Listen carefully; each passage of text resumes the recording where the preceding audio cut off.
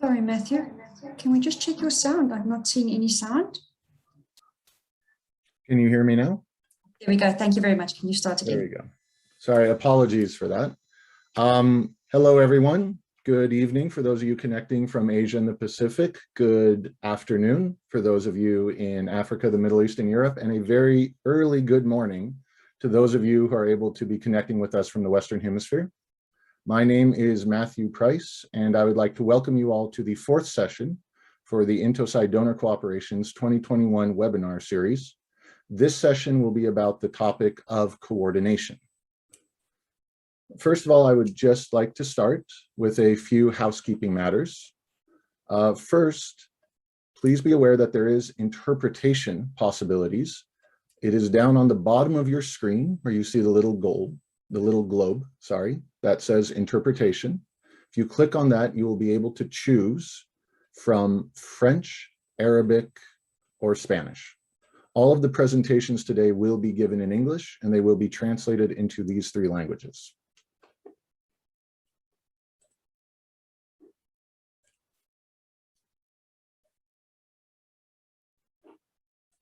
Sorry, are you still having trouble hearing me?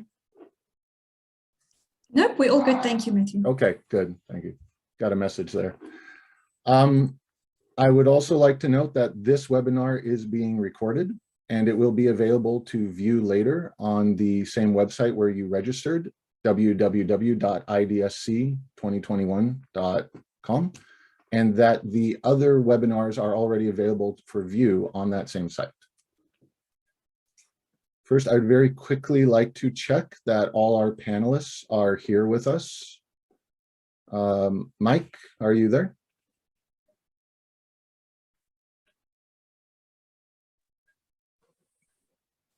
Hi, Matthew, I'm here.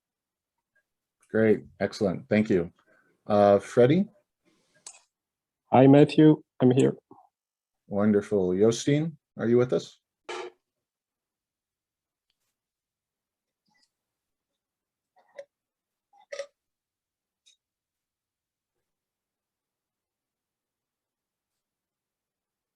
There's Jostin.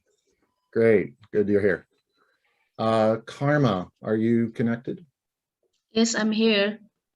Wonderful. And last but certainly not least, Camilla, are you with us as well? Yes, excellent. Good to see everyone's connected. Well, with that then, all the tech working well, could each panelist please introduce themselves, starting with Camilla, who will be presenting first.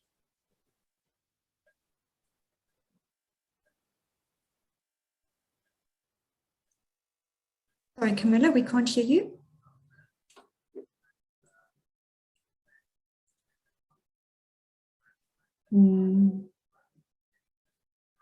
Seems to be an issue with Camilla's microphone.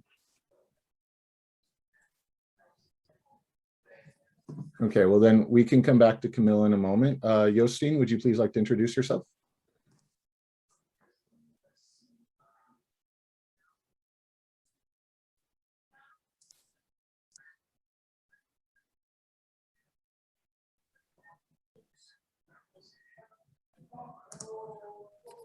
Jostin, can you hear us?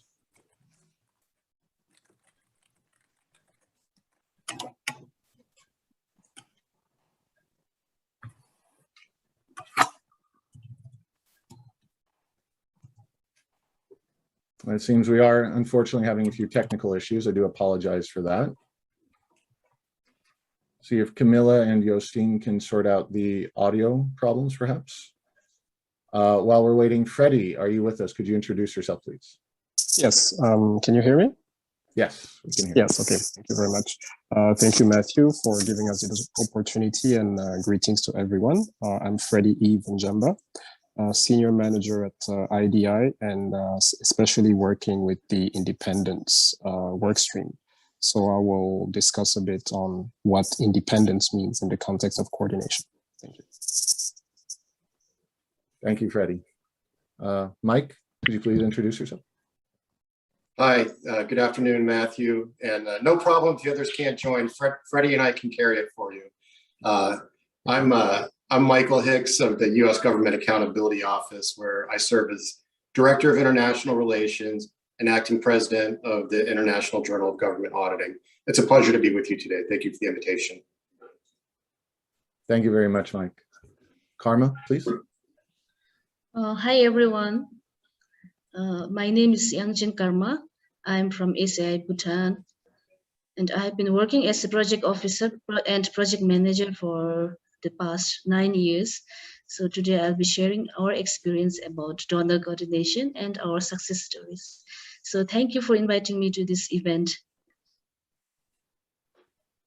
Thank you very much, Karma. We're very happy to have you. Now we will check back again. Jostine, Camilla, can you hear us? I can hear you. The question is if you can hear me. Yes, now it's working well. Please go ahead. I'm back. Sorry for the mess. Excellent. Okay, no, we're just glad that it's working in the end. Jostine, could you please introduce yourself? Yeah, hi everyone. I'm Jostein. I'm from Norway. I work for the IDI. I am involved in support to the most challenged SAIs, and I've been working for IDI for about 6 years. So the challenge SAIs, it's like typically Somalia, South Sudan, etc. Thanks. Thank you, Jostine. And Camilla, please. Yes, thanks again, Matthew. Yes, I'm a manager in the Global Foundations Unit, and I've been leading the work on the Global Stocktake Report. Thank you very much, Camilla. And again, thank you all of you who were able to join us. We would like to kick off the session by inviting Camilla to first speak about the recently released Global Stocktaking Report, which has a number of interesting findings related to the topic of coordination. So without further ado, Camilla, please. Yes, thank you, Matthew. And I'd just like to apologize up front because I'm having a bad cold, so my voice may not be that strong today. Please bear with me. I'll be presenting on the few results that we actually have on coordination. So as a part of the Global Stocktake, as you know, we ask the SAIs questions regarding a lot of their practices in relation to capacity development support. And we also ask them about coordination and donor coordination. So while I've entitled my presentation here, what leads to successful coordination, I don't think I'll be able to answer that only based on the results of the Global Stocktake Report. However, I think those elements can play a role in the discussion and also are factors to integrate when you'll be discussing with the panelists later on. So going to the first slide I have, the findings on coordination from the Global Survey 2020. So what we see in the Global Survey is that when we ask the SAIs about whether they have coordination and how they see coordination, poor coordination and communication is considered one of the 5 factors contributing to failure of CD projects. And I mention this because, as you can see from the list in the slides, there is a top 5 factors that we asked about. We asked about others, but these came up on top 5. And you can see that the factors are very much related to insufficient resources, human resource constraints, but also linked to lack of knowledge of context, inflexible procedures, and as well as poor coordination. So when you look at the three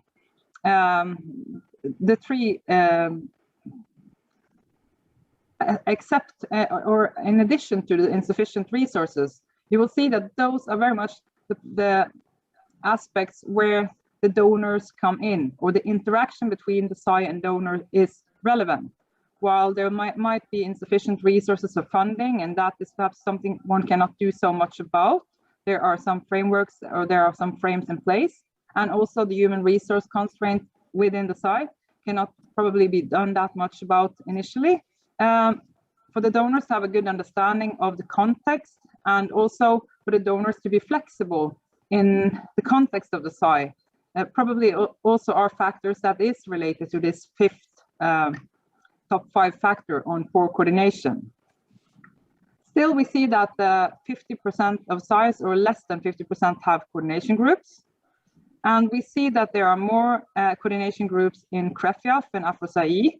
And of course, that could be related to the fact that there are probably more donors in certain countries here in this region, and there is a donor density that makes it more relevant and necessary to coordinate. So going on to the next slide, we also asked SAIs their views on key factors leading to success of coordination. So as you can see here, their view is that the most important factor is to have some kind of regular interaction with the SAI, regular communication, involvement of the SAI in any donor dialogue and donor coordination. So that is very important for them. And it also is linked to the next finding that understanding of a country context and also understanding of the SAI's context is very important for the SAIs also to understand that, or to feel that the donors understand their environment, they understand the environment they operate within, and in that way can actually help the SAIs. So because if donor coordination is only led to the or like related to the pure coordination aspect of it, but and not linked to the broader context which a donor operating within, then probably the impact that they will have from the support is limited.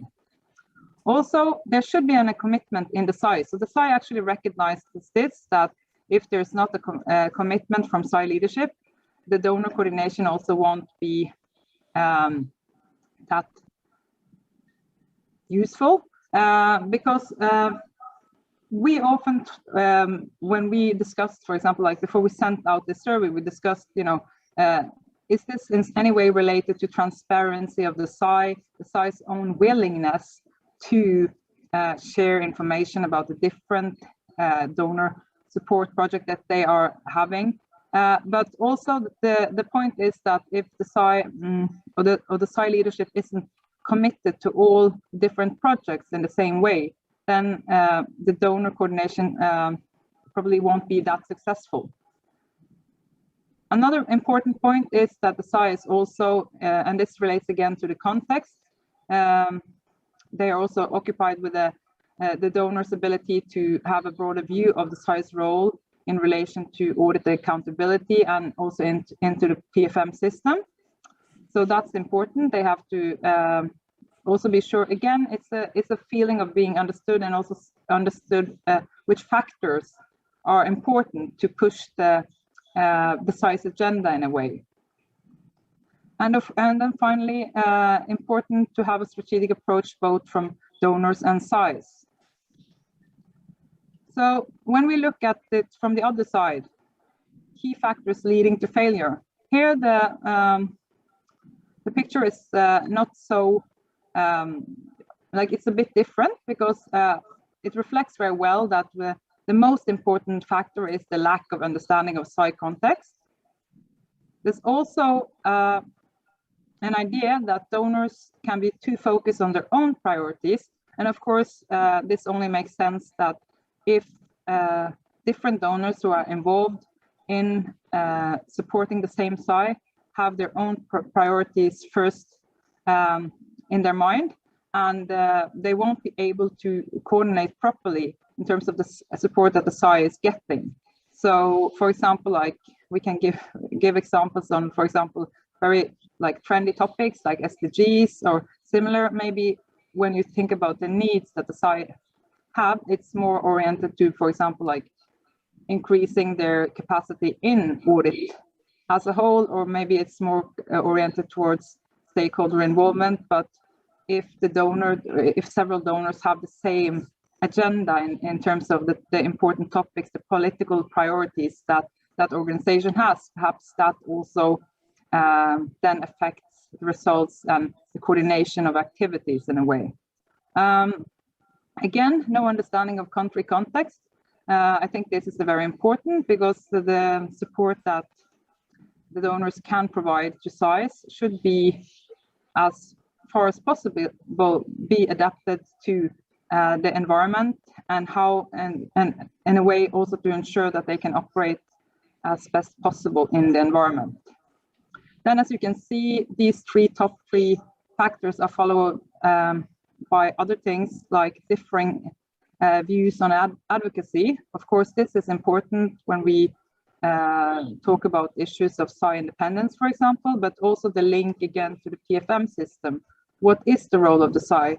What is expected of the SAI, and how can the SAI be involved in broader discussions on policy level, and how can the donors help the SAI to be involved without, of course, without compromising their independence, of course, but at least is there an agreement about what role the SAI should play? And then, of course, again, limited communication. And also some SAIs also mentioned that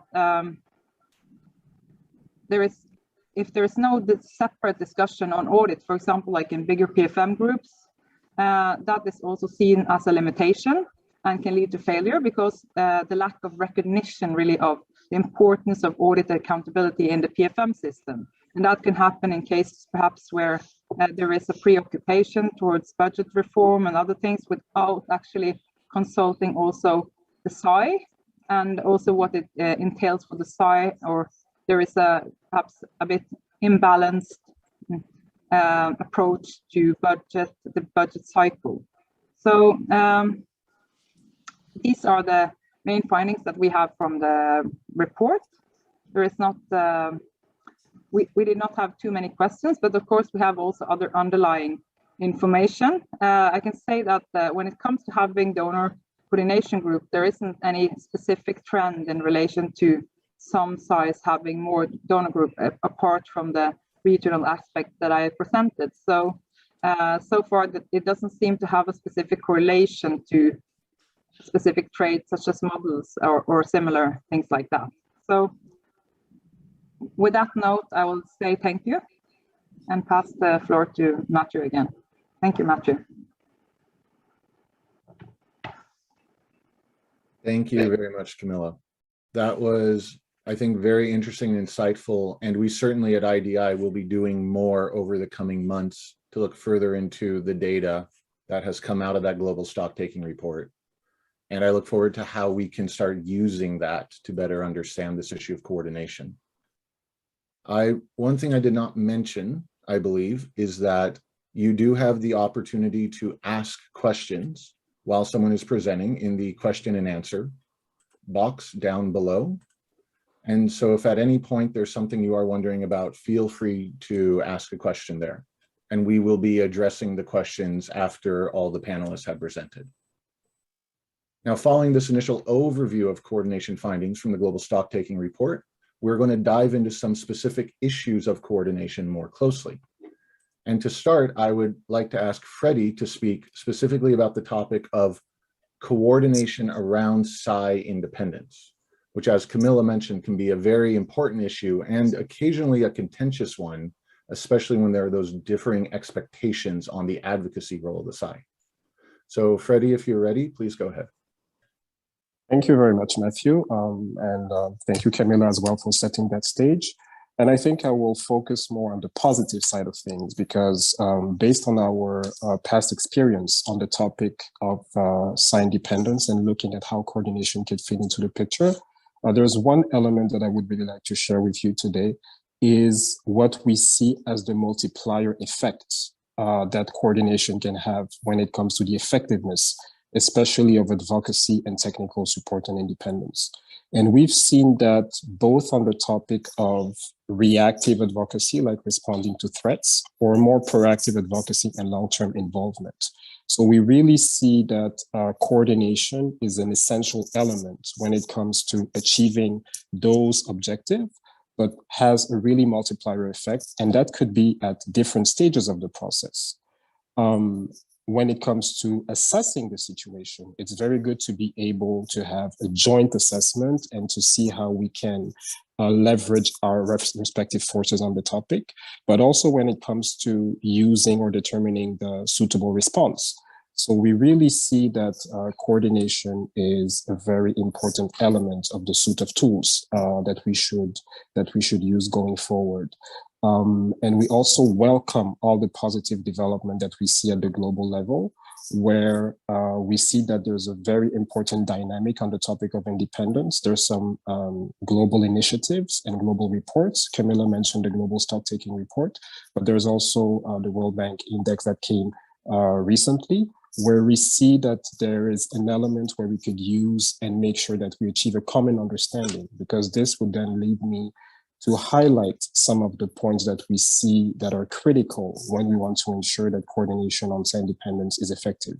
And that relies on two things from our perspective.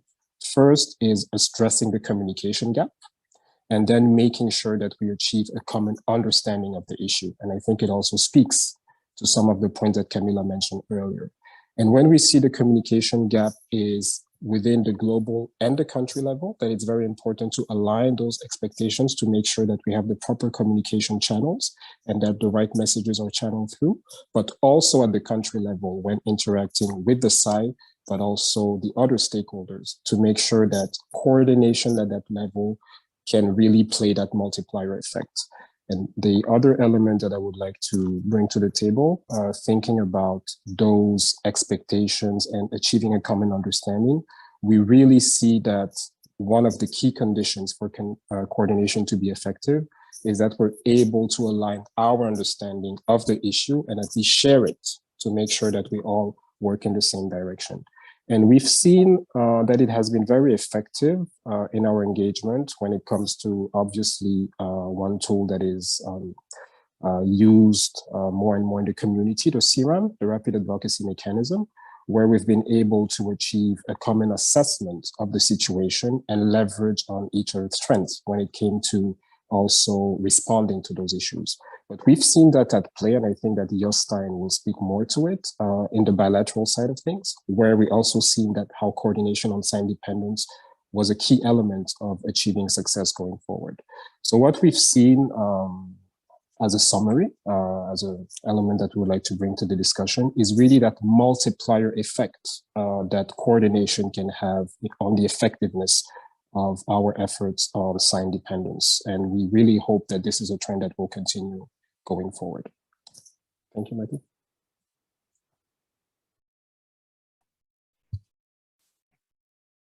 Thank you, Freddie. And I think those were some really good points made, especially about that need for common understanding at both the global and country level.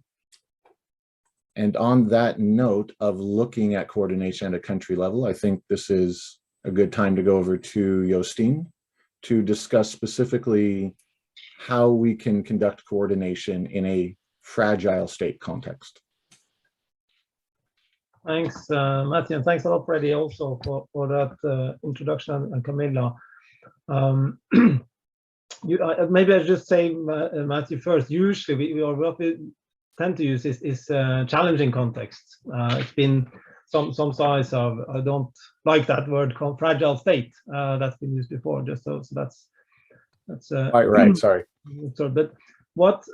Yeah. So multiplier effect, Freddie. That's an interesting one, and definitely I'm also a true, let's say, fan of this coordination, because just seeing that how it can create energy, it can create efficiency, it can create effectiveness of support, it can really, make sure that, things happen, that change happens because, partners are talking together, or you have a network that you can get in touch with if needed. Let's say if you have a challenge of an audit act being stalled, then if you have those contacts, you have that network and so on, then that has been established through some coordination mechanisms, that makes things move. And then it's all about this learning and so on. But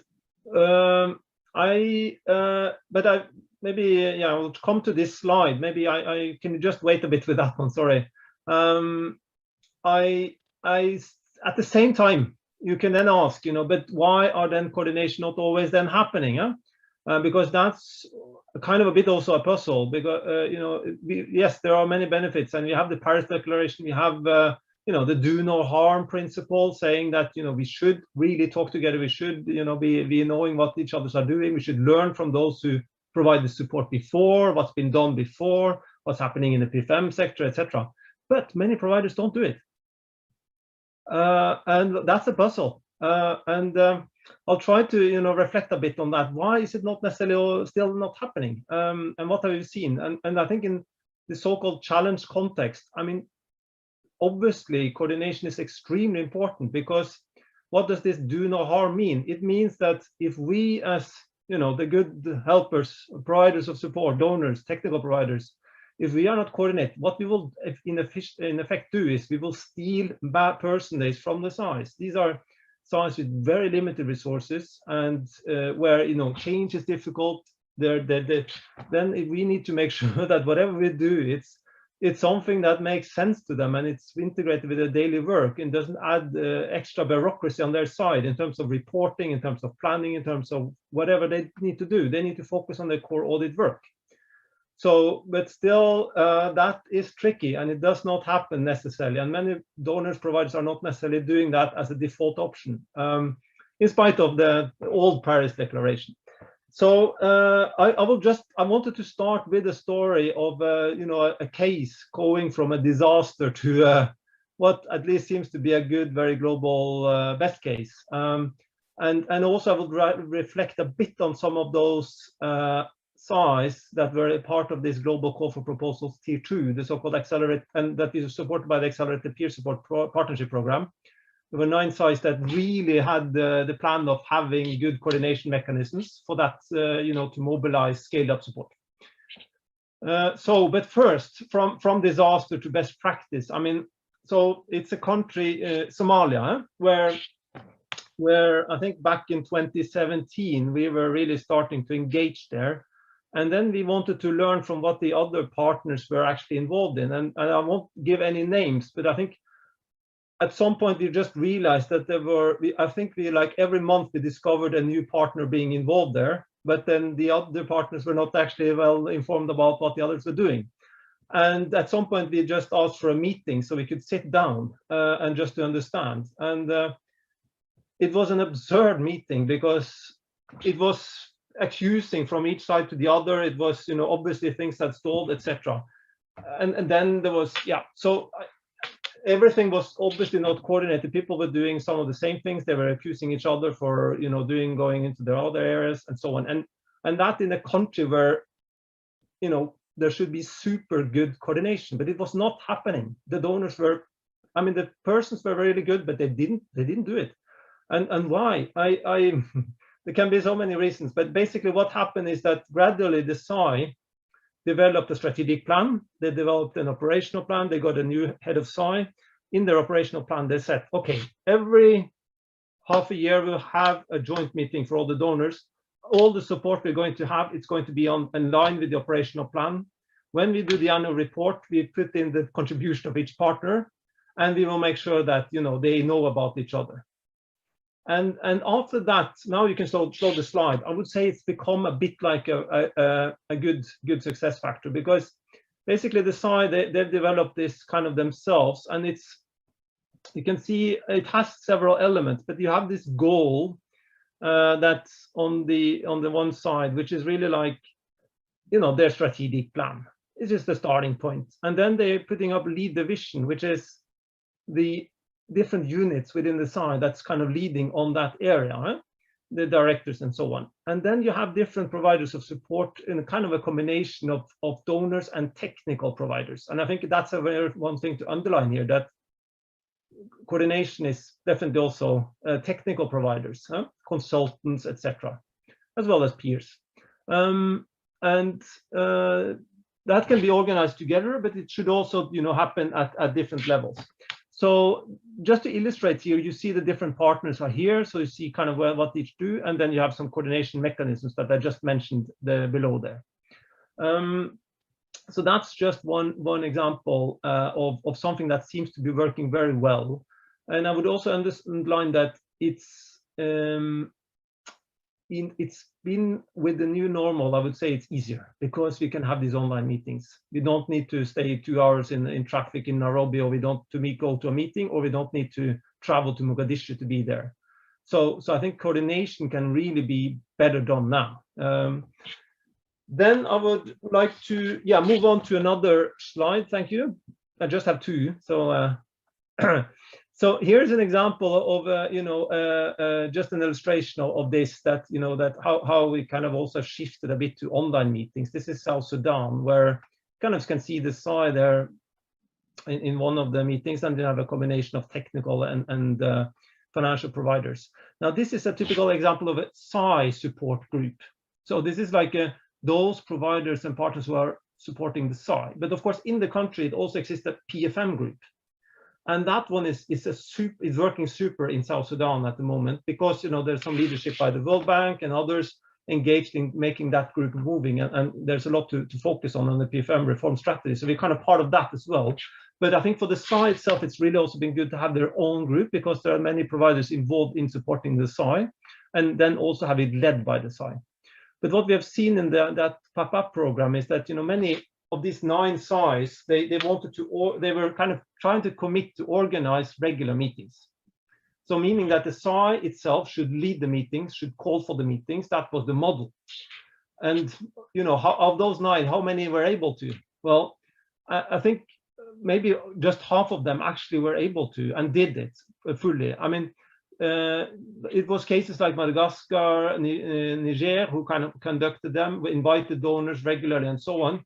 Then you had cases like Eritrea. It was not politically feasible to do it, but they were really good still to meet individual donors, which worked. And then you had Togo, difficult politically, but there you had donors stepping in and organizing meeting and kind of taking that role. And that's kind of a lesson learned, that for this coordination to happen, you may sometimes really put it in the hand of the donor, not the SAI, and compromise on that principle of SAI leadership. Yeah, so I think that's just some inputs, and I'll stop there, Matthew. I would just sum up that coordination at its best, it can really create energy, inspiration, and true synergies, and that's important, and it's a must in a challenging context. And I think you need to be flexible in the type of mechanisms and tools applied. But there has to, I really agree with the donor survey, or this global survey, the stock taking that Camilla presented, that these regular meetings, it's kind of a must, but of course there's much more to it in terms of quality and so on. Thanks. Thank you very much, Jostein. Some excellent points raised there. And I can also speak from personal experience about the interesting contrast between coordination pre-COVID and the coordination patterns we see developing now. And I think that's a very good segue into Mike Hicks from the GAO presenting now to discuss specifically about the topic of coordination during COVID-19 and the developments that we've seen there. So Mike, if you're ready, please go ahead. Okay, thank you, Matthew. Warm greetings to you, the other panelists and participants. I'm Michael Hicks, the U.S. Government Accountability Office, where I serve as Director of International Relations and Acting President of the International Journal of Government Auditing. It's very interesting to listen to the presentations from Camilla and Freddie and Jostein.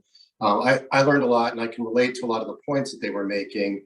My remarks are about coordination during COVID-19, and they're not unique to the INTOSAI-Donor cooperation, but I do think that they offer some insights and examples that we can apply to the donor cooperation to help us advance coordination.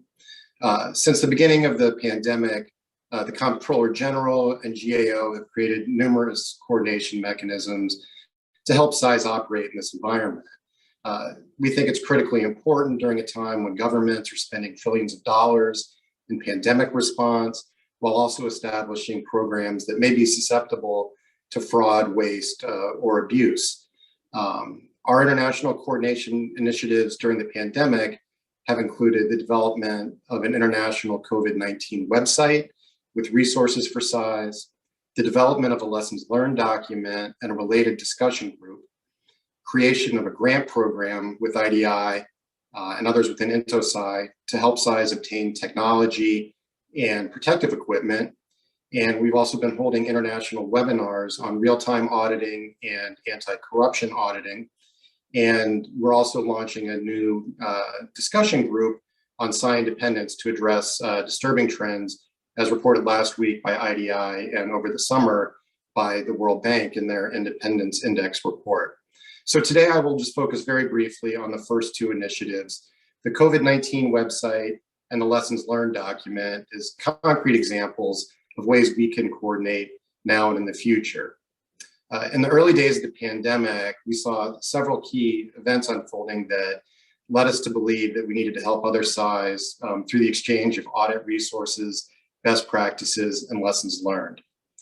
For example, we learned from IDI that perhaps 50% of SAIs globally face substantial challenges maintaining their operations or transitioning to remote work.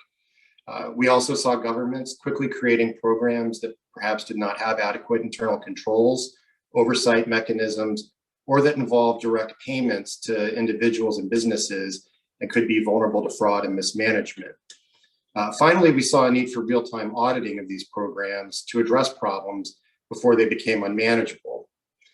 We therefore created the COVID-19 website within INTOSAI's Policy, Finance, and Administration Committee and collected and posted a variety of resources to help SAIs during the pandemic. This included information on best practices in remote work, guidance on holding effective virtual meetings, real-time audit methodologies, relevant audit standards and methods SAIs could use to monitor pandemic-related spending, and lessons learned from past real-time audits of economic stimulus spending, past pandemics, such as Ebola and H1N1, and audits related to financial markets and healthcare. Within several months, over 3,500 different users around the world visited the website, and we had over 13,000 individual page views. In September of 2020, we transitioned the website to SAI Russia, who took over its management as part of a longer-term COVID-19 effort within INTOSAI's Supervisory Committee on Emerging Issues. The success factors and key takeaways from our experience with the website may help us in the future as we consider other forms of coordination.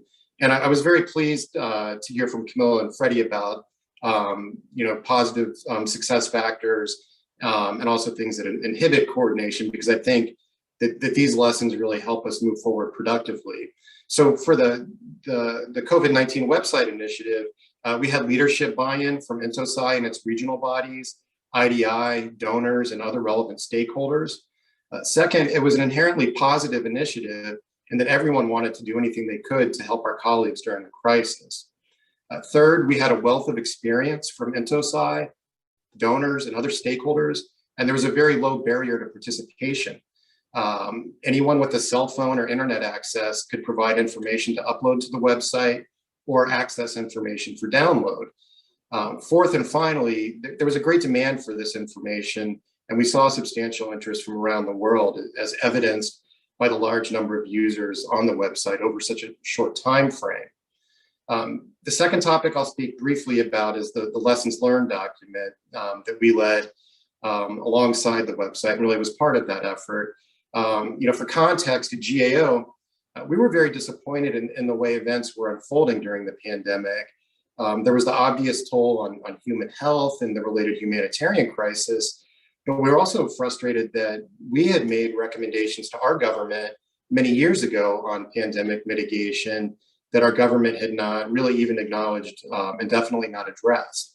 And action on those recommendations could have helped prevent some of the problems we saw, including the spread of disease via air travel and other forms of transportation. Thus, we thought it was critical to develop a lessons learned document to help avoid or mitigate similar situations in the future. We thus engaged with the stakeholders mentioned above, as well as the United Nations, the World Health Organization, OECD, and the International Civil Aeronautics Association to develop the lessons learned that we published in a report over a year ago. Key lessons from that report include the need for governments to establish clear pandemic prevention and response goals and plans, define key roles and responsibilities for government agencies, to develop a plan for avoiding disease outbreaks via transportation, such as international air travel, the need to establish appropriate transparency and accountability mechanisms for related government programs, the need for clear and consistent communication, and the need to collect and analyze relevant and reliable data to inform decision-making and related actions. Following the report's release, the Comptroller General established an informal discussion group that all are welcome to join, where we gather feedback on the first report to inform the development of a second report that's currently in draft form. We would greatly appreciate any input from this community on the first lessons learned report, and I can pass along the URL to IDI for posting on their website if it's not already there. I believe that the success factors and key takeaways from this effort are the same as for the website. I think both examples I discussed illustrate opportunities for us to coordinate and collaborate within INTOSAI and the donor communities to address existing problems and also hopefully avoid similar situations in the future. I also believe that these examples illustrate the collective power and impact of coordination across diverse parties and stakeholders that share common interests and values. As we look ahead, I think that we will need to continue to find ways to collaborate and coordinate and also expand the pool of stakeholders that we engage with. It's wonderful and rewarding to work within INTOSAI and with IDI and the donor communities. And I think that we can achieve even greater things if we increase our engagement with the United Nations and its subsidiary bodies, as well as OECD, civil society organizations, the public and the media to help get messages out. This concludes my remarks, and I look forward to taking questions. It's a pleasure to spend time with all of you, and I greatly appreciate your time and interest. Thank you. Thank you very much, Mike. That was very interesting, and I think the document you mentioned is very useful for everyone to read and look at. I've posted it in the chat, and I would also encourage everyone to visit the website as well. And I think it was an excellent example of not just good coordination, but quick coordination in an emergency situation, which I remember I personally found very surprising and impressive at the time. One thing that I would like to remind everyone is that you can post questions if you would like in the question and answer box. I believe Camille mentioned this as well in the chat, and we'll be happy to address those at the end of the presentation. One interesting note about coordination that I've noticed several times in this is the differing scopes and scales that we're referring to. Sometimes it's at the global or the international level, and other times it's down just to the country level. And so I think following this discussion about the global coordination, it will be very interesting to now hear about a specific SAI experience of coordination in that country context. And so with that, I would like to turn over to Karma, who will tell us about the coordination experiences of SAI Bhutan. Thank you. Thank you for inviting us to share our story. For those of you who joined late, I would like to introduce myself again. I am Yangjin Karma, and I have been working as a project manager and a project officer for the past 9 years. So today I'll be sharing about coordination experiences, and also in the process of sharing the experiences, I'll be also sharing the key factors for successful donor coordination at our SAI. So to begin with, firstly, on behalf of my SAI, I would like to thank the IDI and INTOSAI Development Corporation for giving us the opportunity to share this story. Our country is a developing country, and we are a SAI in this developing country. So being a developing country, it is very important for us to collaborate and coordinate with development partners to build our capacity. So SAI Bhutan has always prioritized our capacity development as the cornerstone in building a resilient and credible SAI. So we want to be a credible SAI. So for that, we have always focused on developing our capacity. So to fulfill our capacity development needs, we have always reached out to the donors, both international and national. So today I will share 2 areas about coordination, which is our practical experience. First, I will share about how we coordinate with development partners, and then secondly, the key factors for successful donor coordination. So the first part, how do we coordinate with development partners? So before we incept capacity development projects, we always refer our strategic plan, and then we refer country partnership strategy of development partners. Each donors or development partners will have different priorities for different countries. So it is better we refer that country partnership strategy or framework, because in that framework, the development partners highlight their development priorities and interest areas. So what we do in SAI Bhutan is we draft our project proposal or concept paper by capitalizing on the donor's priority. That is, we align our capacity development needs with that of the donors' development priorities and interest area. So we always harmonize with the donors' focus area, because as presented in the survey finding earlier, it was found that most of the donors does not include the SAI's need, which is very true. So what we do is, they don't prioritize us, but we try to harmonize with their priority area. That is what we have been doing in Bhutan. So next step is we approach the donor with project proposals or concept paper. It is always SAI Bhutan who is approaching the donors. Only few donors will come to us, but it is us who is always approaching multiple donors, because we are in need of the fund to develop our capacity. So donors usually they are less interested in supporting capacity development need. They are mostly interested in supporting about climate change or poverty reduction or health. So for us, it has been difficult to get support from donors. But what we do is we always approach them. We try to align our need with their priority areas. So when we approach the donor, before that we always arrange the meeting between the Auditor General and the donor's representative.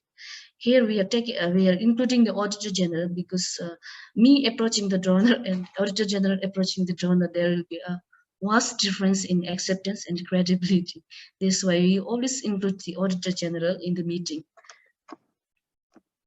So if the proposal gets through and if the donor accepts our proposal, we form a project steering committee in our office. So in the project steering committee, we involve all the relevant units and officials. So for instance, the Auditor General is the member of the steering committee. He's the head of the steering committee. And we also involve the HR unit and the finance personnel. So because for capacity development, it is very important to have the HR personnel as part of the steering committee. So that is what we have been doing. So usually donors, they will have their requirement for reporting the progress of the projects. So we do that as per the requirement. And during the reporting phase, we always share good practices as well as challenges. So good practices to help them incorporate in their projects, in their next projects, and challenges so that challenges which we face, so that we can discuss and thrash it out and find ways to solve it. So that's why we report both good practices as well as challenges. So we always keep the donor in the loop during the implementation stage of the project. It is important to keep the donor engaged, because once we get them, I have experienced that once we get the money, if we keep them engaged, they will always look forward to continue the relationship. It is one way of sustaining the relationship with the donor. So what we do is we invite the donor as guest speaker or observer during the capacity development activities supported by them. We also publish the details of the activities on our webpage and social media page. So in this way, we are not only acknowledging their support, but also increasing their visibility, because donors, they always look at increasing their visibility and presence. So as a receiver of support, this is the least we can do, and this is how we show gratitude to them. So once the project comes to an end, we conduct project evaluation by involving external consultant. We involve external consultant because the acceptability of the report will be higher from the donor and stakeholders. So if we does the evaluation ourselves, the acceptability will be lower, because usually if we do our own evaluation, we will always project the good parts, and we will always overlook the failures and shortcomings. So that's why we always involve external consultant. And evaluation is important because evaluation will indicate what went well in the project and what went wrong, or what are the gaps that still requires to be filled. So this will be all shown by the evaluation. So once the evaluation is done, then we share the report with the same donor as well as other stakeholders, and we also share with other donors. So if there are gaps, we again propose for a new project with the same donor or with other development partners. This is how we have been doing. Now let me go to the second part, that is the key factors for successful donor coordination in my SAI. So what are the factors that led to the successful donor coordination in my SAI? So I will share 5 factors. So number 1 is strong leadership support. So all our capacity development efforts were successful because of the strong support and leadership of our successive auditors general. In Bhutan, in my SAI, our auditor general's term is for 5 years. So every 5 years, we get new auditor general. So what we do is, as soon as the new auditor general joins the organization, he or she is familiarized on the importance of capacity building in SAI. So we do this as soon as he joins, so that we garner his interest and support to capacity development efforts.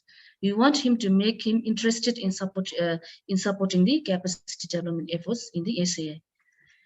So that is the one point. The second factor is we have a dedicated project management unit and steering committee. So all the donor projects are managed by a dedicated project management unit in our SAI. So as said earlier, the project steering committee is headed by the Auditor General. Then we also involve HR and finance as a committee member. So we always liaise with the development partners, and this has been one key reason for our success. So communicating with the donor is very important. So number 3, we always we always keep the donor engaged, and we communicate with them in a timely manner. As said earlier, we extend invitation to them to be an observer or guest speaker during the capacity development programs. So this is to ensure that the development partners feel that we value their support, since they are giving us the money to build our capacity. So we want them to feel that we value their support and we acknowledge their support. So we also report the status of the project based on their requirement, as well as when interesting things come up, like some interesting things which are not expected, we report that to the donor so that they are also learning what's happening with us. So it is also important to report to the donor in a timely manner, because development partners or donors are also accountable to report on the status of the project to the source of the fund. So usually they are just the receiver of monies, and they distribute to other implementing partners like SAI Bhutan. So they are also accountable to report our status to the taxpayers and the donors. So that's why it is always important to respect the reporting deadline of the donor. So in my SAI, we have been strictly adhering to the reporting requirements of the donor, and we are very concerned about the deadline. So we make sure that we report before the deadline. So number 4, we always show gratitude and we acknowledge the donors. I have highlighted this point earlier also. So when the donors could support our priorities with a huge volume of monies, now we as a receiver should also be able to repay someday with small gesture of appreciations. So what we do is, at our SAI, our Auditor General invites the development partner for an official and unofficial lunch or dinner. That during that time they are showed with small mementos, and we thank them for working with us for our capacity development. And we also indicate our desire to continue long-lasting cooperation. So trust me, whatever things which cannot be solved in paper and pen, that can be solved during the lunch table. So that's why lunch or dinner table. So that's why it is a small gesture, but this has been one of the successful tool for keeping the donor, fostering the long-term relationship with donor. Then number 5, we always disseminate the impact of donor support. So at SAI Bhutan, we usually support our annual audit report to the parliament and other relevant key stakeholders and media offices. So what we do is the donor support and the impacts are reported in the AAR, annual audit report, that is annual audit report, and also to the media. So when we do this, as said earlier, it increases the development partners' visibility and also their presence. So donors usually like their visibility and presence, as stated earlier. That's why we do report their support in the annual audit report. So this is also one way of indicating our gratitude for their support. So I have covered 5 points. So there are many points shared by earlier speakers, but these 5 points have been very crucial in these 5 points have been very important for us in for being the donor project successful at our SAI level. So these 5 points has also been able to forge and sustain longer relationship donors, and I think other speaker will also agree with me that these points are important. And thank you for listening to our story, SAI Bhutan's story. So if you have any questions, I'll be happy to answer later. Thank you. Thank you very much, Karma, for that presentation. I believe we do have a question actually from Nabila, if I'm saying that correctly, from SAI Algeria. And they're wondering if you could provide more details about the assessment and evaluation of your project support, such as the components and the methodology. All right. So usually, like some donors, they want evaluation in the middle of the implementation, and some they will. Usually, mostly it's done at the end of the completion of the projects. So for us, we did at the end of the project. So what we have to do is we identify the evaluator, then we give them the TOR, what are the areas that has to be covered. And also sometimes the donors, they will have the requirement, I mean like the areas that the evaluation has to cover and report to them. So this is what we have been doing actually in our SAI. We did with the Australian Development Agency, we have one capacity development project. So the evaluation was part of the project. It was part of the project. So what we did is, instead of bring national, we hired our own national evaluator, because national people will know better about the country context and they will understand us better. That's why we went for national evaluator. So the methodology we used is they will have actually the donors, they will have the guideline on how to go about it. So it is usually available in their website. All we need to do is prepare the TOR for the evaluator. Then we select the evaluator based on our procurement rules and norms. That's what we did. So did I answer it completely, or still do I need to answer more? I believe so. Camilla, would you like to hop in here if I read that correctly? I didn't have any comment. Thank you. Okay, then, yes. No, I feel like, yes, that was very informative. Thank you. I'd also like now, in general, to open the floor to any other questions that anyone in attendance may have for any of our 4 panelists.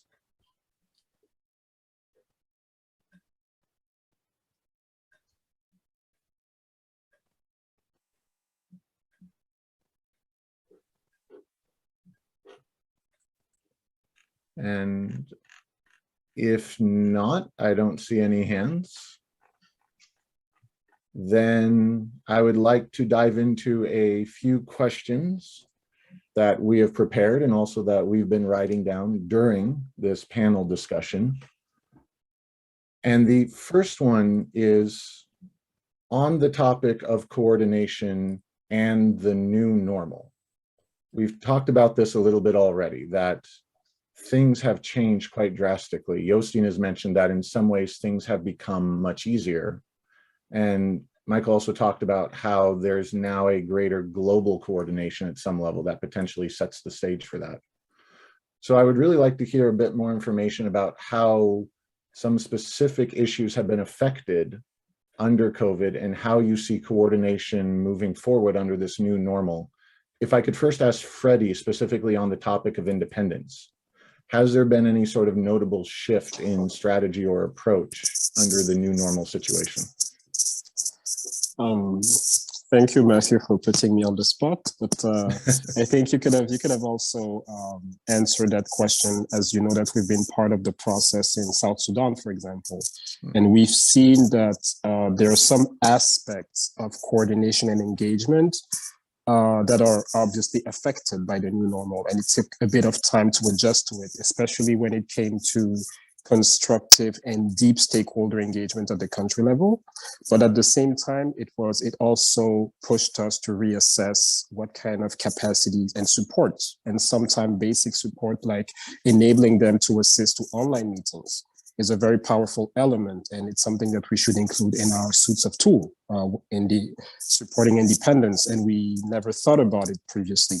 But this has been a very effective and important tool that we've had to bring into our suits of tools. At the same time, we've also seen that other aspects of advocacy support or even technical support were not really affected. And we were very happy to see that we were able to be effective, even in the context of the pandemic and the new normal, and at the same time leveraging on the technology enable us to reach out to even more audiences and broader audiences, and also be much more effective in how we were advocating for independence. Okay, so in many ways it actually improved the coordination situation. Jostein, would you like to share on the same question topic about your experiences with the bilateral support work that IDI has been doing and the donor coordination in the PAPAP program?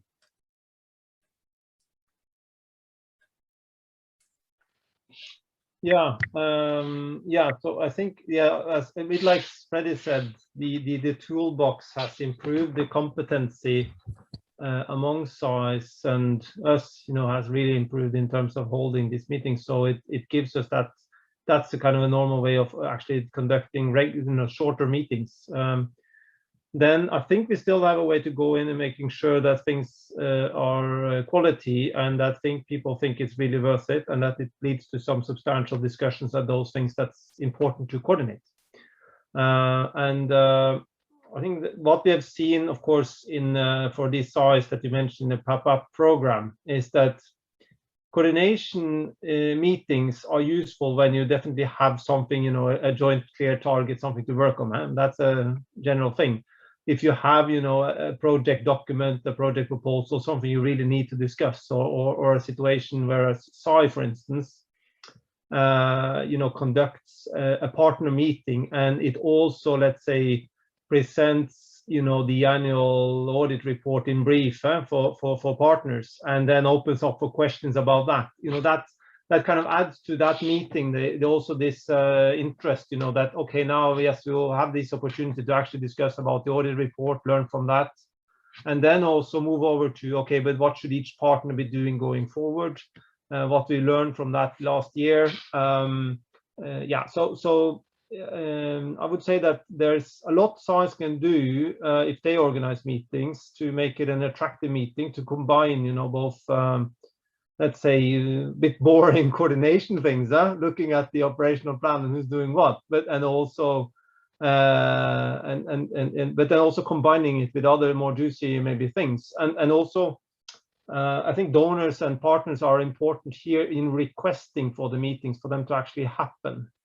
And demand it, and definitely also not and don't offer to hold them if the SAI is not doing it, because and to be honest, that's not happening that much.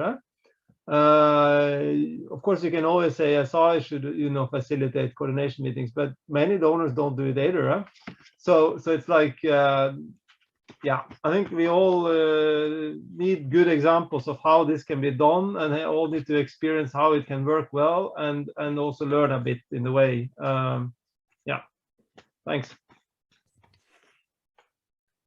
Thanks, Jostein. And actually, just to keep with you for a second, how has that process that you've been talking about, especially the meeting coordination, been affected in the last couple of years, and how do you see it moving forward now as perhaps in a year or two, the world slowly starts to come out of COVID? Will it still maybe be more digital? Is that an advantage, or will it go person to person, or some type of mix?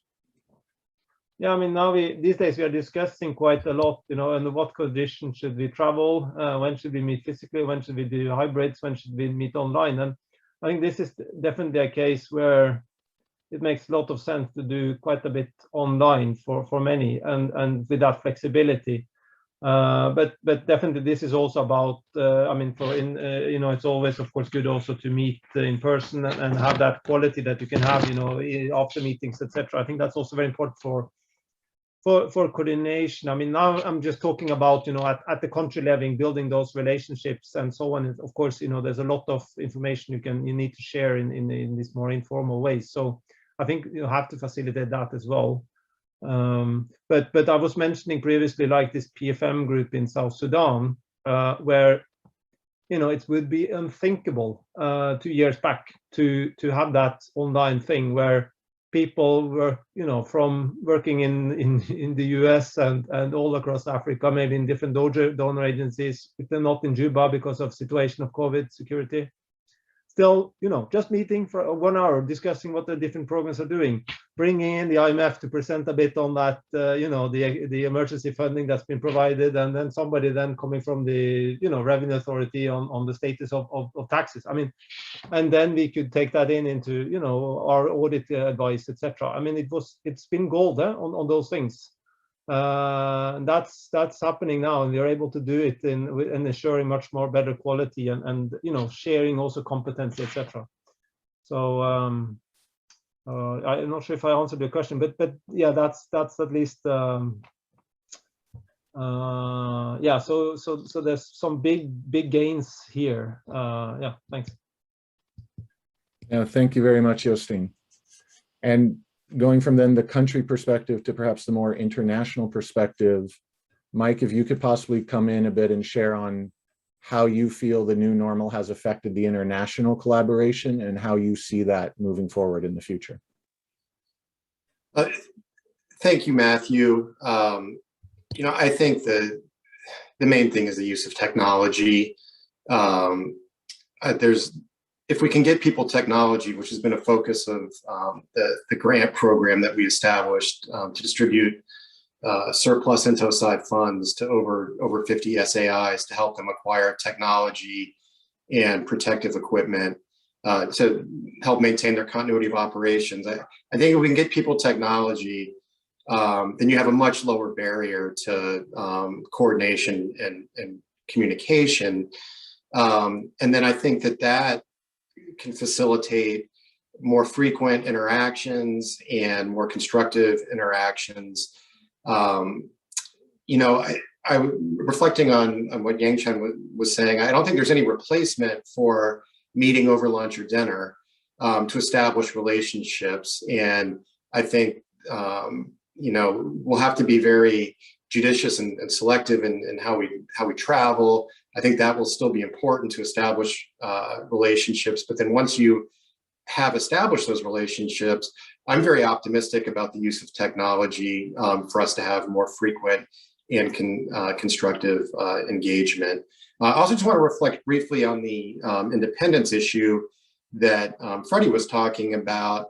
And I think we have a real opportunity right now to enhance coordination on SAI independence. And I think that the IDI Global Stocktaking Report, along with the World Bank's Independence Index Report, are very powerful tools that we can use to help advocate for SAI independence. And that's something that we'll be trying to do through the Comptroller General's new initiative on SAI independence. And we welcome participation from any interested parties. Thank you, Matthew.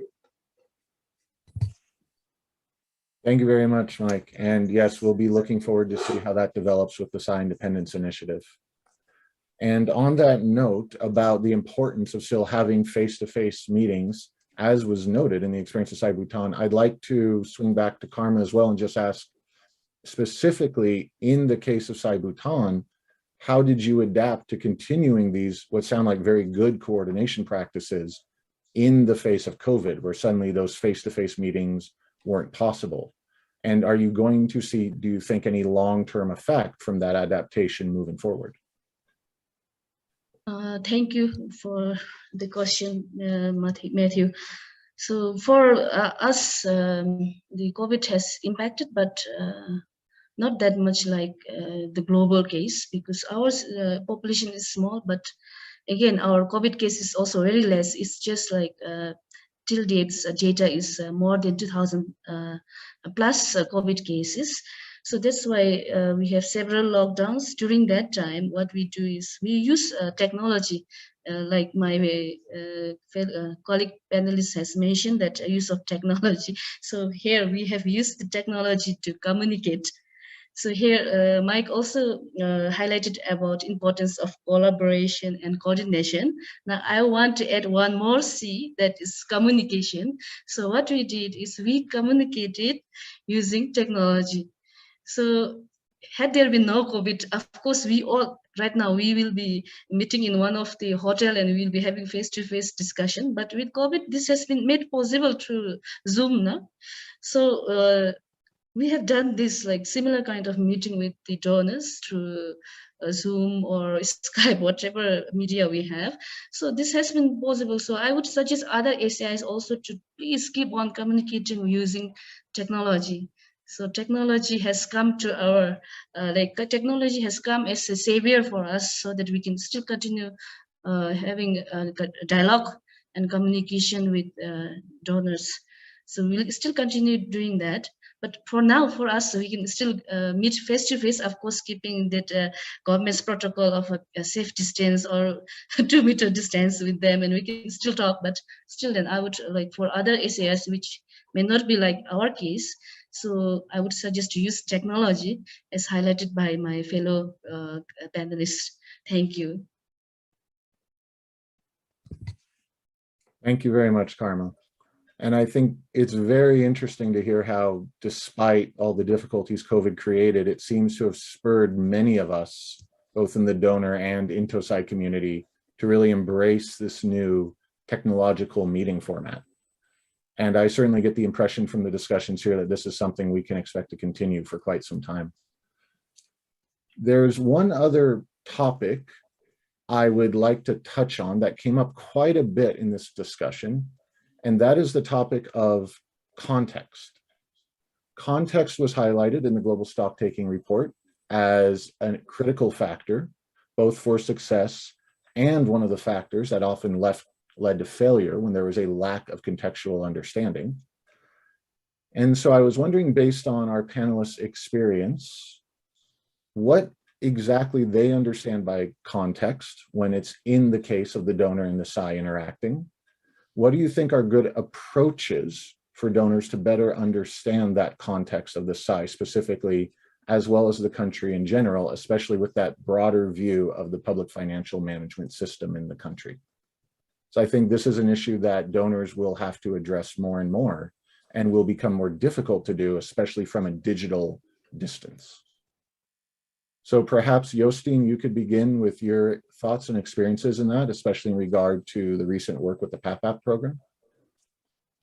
Yeah, thanks, Matthew. I think one angle to that one is to, I can share, I know there has been some coordination meetings that's been a bit unpleasant, where, let's say donor representatives have held then the SAI or head of SAI accountable for lack of performance, for lack of submitting reports, pointing towards maybe some let's say financial management issues in the SAI, and where it's all become a bit unpleasant. And we also have a feeling that in some countries, that for those reasons also the SAI is not so keen to have coordination meetings. That should also be said, but because it brings you to the spot and keeps you accountable, which we may be struggling to be by different reasons. But my point is that that could, the country context thing comes a bit in here, where, of course, I think fundamentally donors, partners need to keep the SAI or either accountable for what they're doing. But I think also there's been cases where the donor partners may not fully understand the situation the SAI is in, and put forward things that don't seem to understand where they are, and then so that can also then, of course, create a problem. And why is that? That could be partly because, of course, the donor representative may be in a stressful situation themselves. They have to handle things, or there can be big budget support things at risk. Yeah? And also, of course, it's also about this whole issue of continuity of persons on the ground, and the donor representatives, and this whole turnover thing. Yeah? Which of course we have seen also that people come and go, or it's almost impossible sometimes to keep a track on who's representatives, and also people having awareness of what's happening, and the overlap routines are not necessarily there. So, and it takes a year or so in the context to really understand it.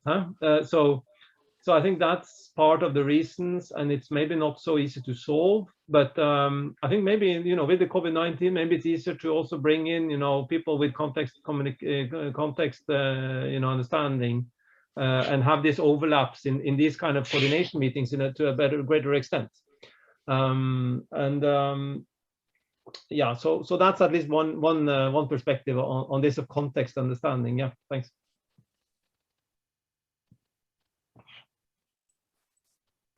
Thank you, Jostein.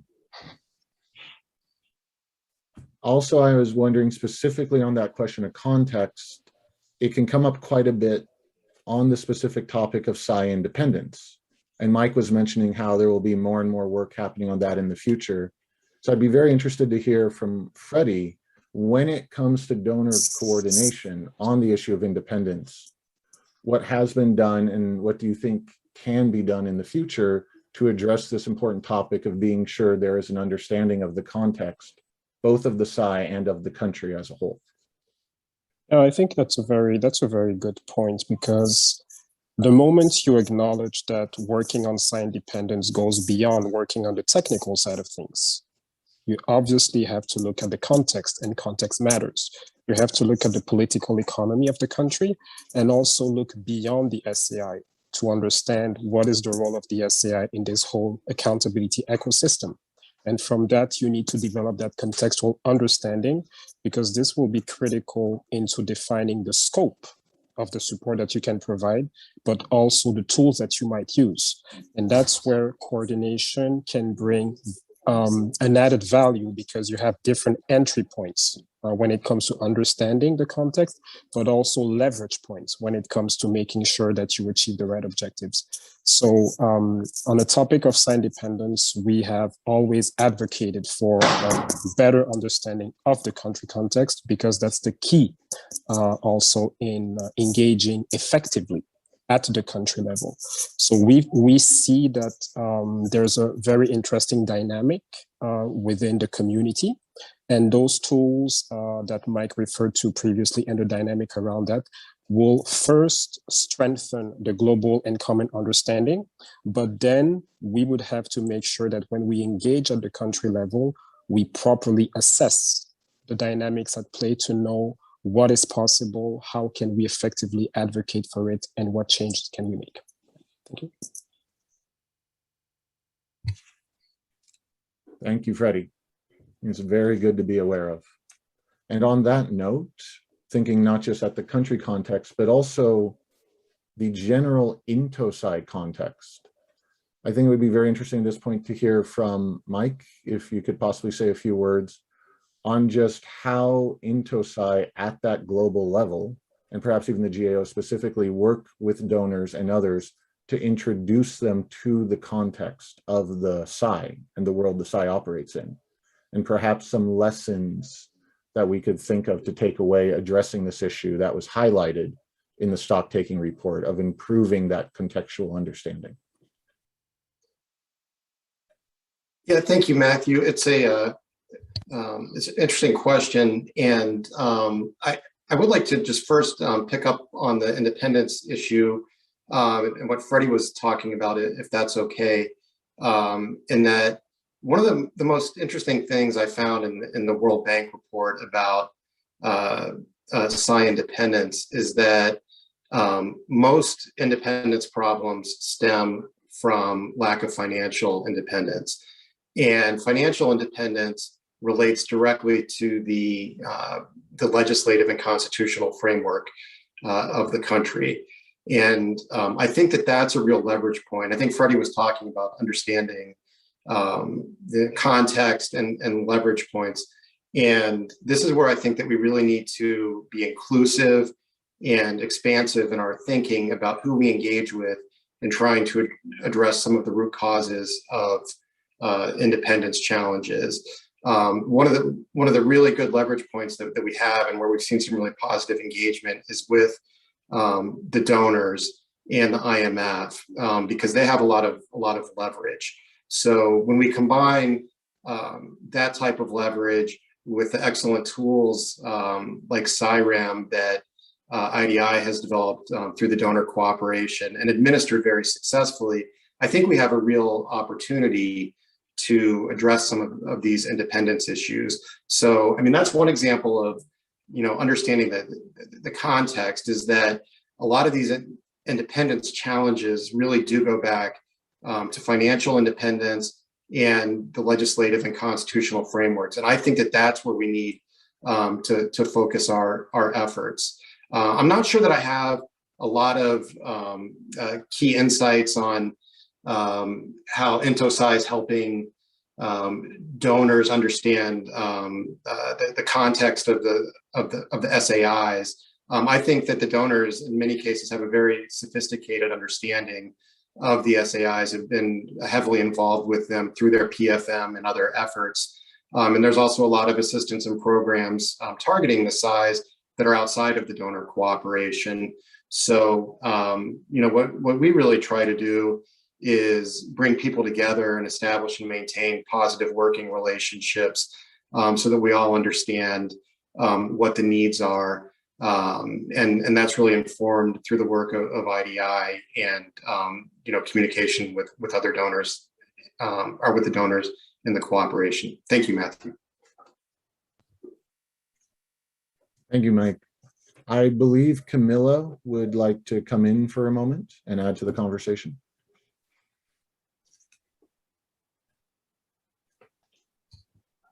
Yes, yes, thank you. I mean, just want to mention that when we talk about, understanding environment and context also, we do see a global trend, as you probably have seen from the global stocktake, that there is a deterioration of democracies around the world, a democratic backsliding.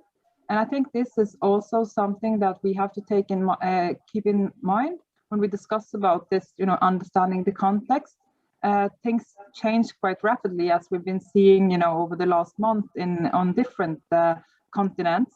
And I think that one point is that we don't really have within INTOSAI perhaps such a good overview over, the regional differences in terms of like what is the best approach in terms of helping SAIs also to engage more broadly in the PFM system. And I absolutely agree with Mike on the point that he's raising that, organizations like IMF and bigger donor organizations, they often have this unique insight into these systems which we really could benefit from getting more insight into, because I think like we're a bit, we have information on how much SAIs interact and engage with stakeholders. And also that gives you kind of an understanding of how important different types of institutions are received by different types of SAIs. For example, jurisdictional SAIs or systems where the parliaments are weaker versus those where you have a very strong parliamentary tradition, and the SAI has a very strong counterpart perhaps in the budget or the PAC in the parliament. So those things are also quite important, and also this changing environment, that if we want to kind of come up with new tools and approaches to improve this and help, you know, those donors that engage with SAIs to understand it better, also to be responsive to that. And I think, for example, like the serum mechanism is a very good example of trying to be responsive and also to adjust to those sudden changes, but also like on the INTOSAI level to get a better understanding of those factors and those drivers for rapid change. So thank you. Thank you very much, Camilla. And just to wrap up the discussion on context, I wonder if very quickly, Karma, is there anything you would like to add specifically from your perspective as a SAI? What do you think it's good for donors to be aware of when they're engaging with a SAI to better understand its context? I would suggest to both the donor and the SAI that to know the context of the donor, what SAI has to do is just refer their strategic plan. Sometimes it is known as country partnership framework or development framework. It goes by different name for different development partners, but they will not function without having their strategic plan or development priorities. So what we do is you just refer their priority areas. You just approach them and try to harmonize with their priorities. That is what I would suggest. And even for development partners, what they have to do is they can just go through our strategic plan. Even SAI will have strategic plan, or they'll have site PMF report. Like in our case, we have we have undergone 2 times site PMF. So they can also refer that report, because we usually publish that on our website, and we also submit to our stakeholder. But I don't know in other SAI's case, but donors can easily understand about the SAI. If they refer our strategic plan, they can go through our website. And even like SAIs can go through the donor's website. Everything is given there. It is very clear what they're looking for and what they're like prioritizing. So in this way, we can understand the context. I feel that without knowing the context, I don't think development partners will be in the country, first of all. After knowing the context, only they are in the country. So, but they may not be aware about the SAI's context. So what they can do is just refer the strategic plan. And similarly for the SAI, just refer the strategic plan of the development partners. So that is all I have to say today. Thank you. Thank you very much. I think that's an excellent point. And on that note, I'll do a quick plug for the INTOSAI-Donor Cooperation website. We're on the SAI Capacity Development Database. We have collected many strategic plans for SAIs around the world, and we are continuously updating that collection of strategic plans as much as we can. So please, I would encourage, especially the donors who are learning about some different SAIs they potentially may engage with, please look at that SAI's entry on the SAI Capacity Development Database, explore the country information, and you should be able to find some relevant documents on there. Well, thank you all very much. I saw, yes, one question to Mike just before we wrap up very quickly. There is a request if you could just elaborate a little bit more, the short time we have left, on the GAO SAI Independence Initiative. Yes, thank you very much for the question, Matthew. At the release of the World Bank's SAI Independence Index report, the Comptroller General made some remarks and had 5 examples and recommendations of ways that we could work together inclusively across different stakeholders to try to address the challenges that are identified in the World Bank's report, and then also reinforced by the recently released IDI Global Stocktaking report. So the inclusivity is really the key part of this initiative. We want to work with INTOSAI, but we also recognize that we need to bring in other stakeholders like the ones I mentioned, including donors, IMF, United Nations, OECD. So rather than create a new committee within INTOSAI or create a big bureaucracy, What we want to do is just bring together people that are interested in these issues and have discussions about concrete steps that we can take to work together to use our leverage collectively to address some of these challenges to independence. So we welcome all donors, members of INTOSAI, supranational organizations, OECD, et cetera, to join us.